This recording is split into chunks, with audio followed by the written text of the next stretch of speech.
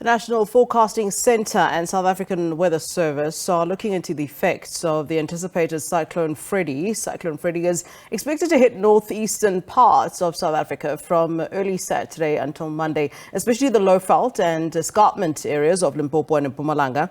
Heavy rainfall in the order of 200 to 400 millimeters is possible and may result in widespread and significant flooding and destruction. For more on this, we are joined via Zoom by Patrick Bond. He is the Professor of Sociology at the University of Johannesburg. A very good afternoon to you, Prof. Thanks very much for joining us here on SABC News, sir.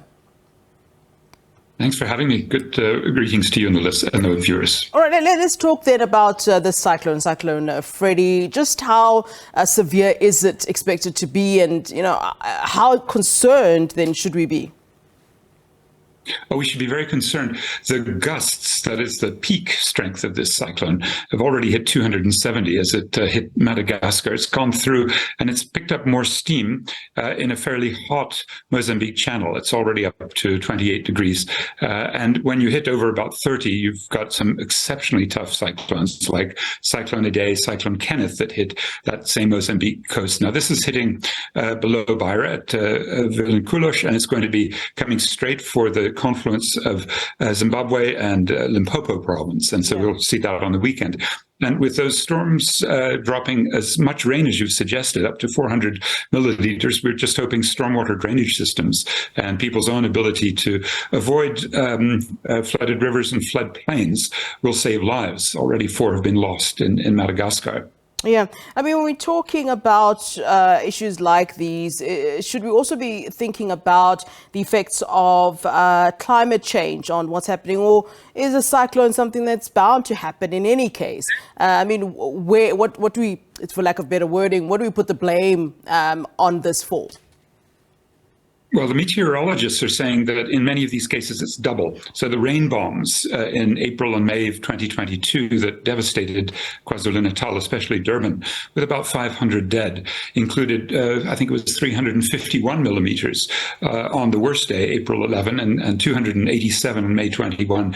Now, if we're getting up in that period of 2 or 3 days to 400, and we just don't have the adaptation, the climate proofing in our cities, in our countryside, then we're going to see the especially vulnerable people in villages and townships and shack settlements, especially in floodplains, subject to what happened last year. And what unfortunately we didn't learn was to make more of a resilience infrastructure. It was talked about a fair bit, but even in his budget speech yesterday, Finance Minister Enoch Godongwana mentioned but didn't really put the money towards these kind of construction activities that I think would mop up all this unemployment and really put people to work doing, really important climate work.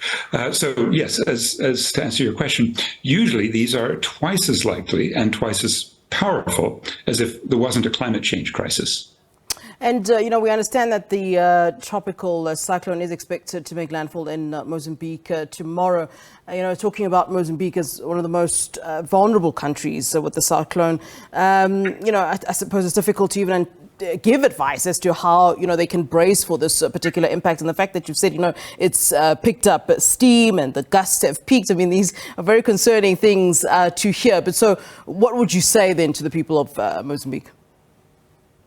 But what needs happening, aside from, as I said, climate proofing, that resilience and adaptation infrastructure, in addition, there is the demand that has successfully been made by African delegates to the COP27, that is the climate summit that occurred in Sharm el-Sheikh, Egypt, for loss and damage. So now we're going to start seeing, in fact, with our own Environment Minister, Barbara Creasy, as the co-chair of the committee with the Danish Environment Minister, demands that the horrible damage, like the 500 deaths, those are irreplaceable and priceless.